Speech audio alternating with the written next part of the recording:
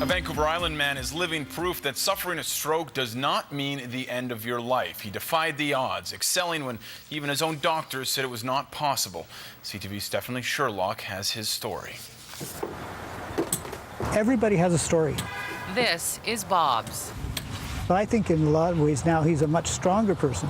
Still got the same warped sense of humor, still the same kind of guy, but much more determined to achieve. 4 years ago, the plot thickened, and Bob Mainwaring's story changed forever. And I knew right away something was happening. I said, Sheila, call an ambulance. Went and sat down, and then all of a sudden I just went stiff. The whole left side just went like rigid. We received a phone call from Sheila, his fiancée, saying that Bob is in the hospital. It doesn't look good. He was in pretty sorry condition at that point. That's when the doctor came to us and told me that he had had a stroke and that they didn't expect him to survive. And then so it was just a waiting game. Bob was always the life of the party. Bobby and I met through a group of friends back in 1980, I think it was. High school pals who kept in touch. And he's just a dear, dear friend. There were many parties, Halloween being Bob's favorite. Fast forward a few years, and then came Sheila. Bob was funny, he was goofy, he was happy.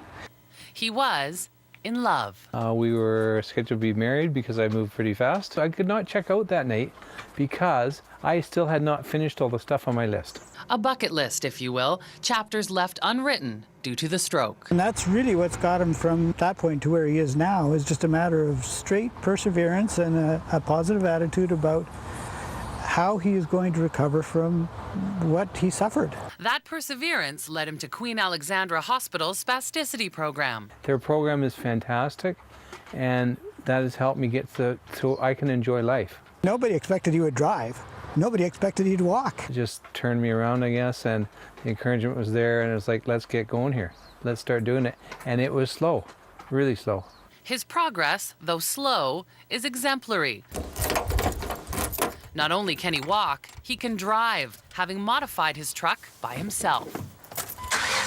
It's a process, but it gives him much-needed freedom. He's taking courses at Camosun, meeting friends for coffee. Yeah. It's much better. I mean, it doesn't matter to me that I walk with a cane or a walker or anything like that. I can still look at the outside and look down the road and say, geez, it's a beautiful day out. Often heading to the lagoon to reflect on what has brought him here and what the next chapter might bring. I've got a lot to offer people, and it's time that somebody realizes that past the disability, and I get in there, I get a chance to work somewhere, and I get really a chance to put back into society and do what I need to do best. Work and take care of his wife. Yes, they got married. I want to keep going, I want to be with him for the rest of my life. Working toward that happy ending. Stephanie Sherlock, CTV News.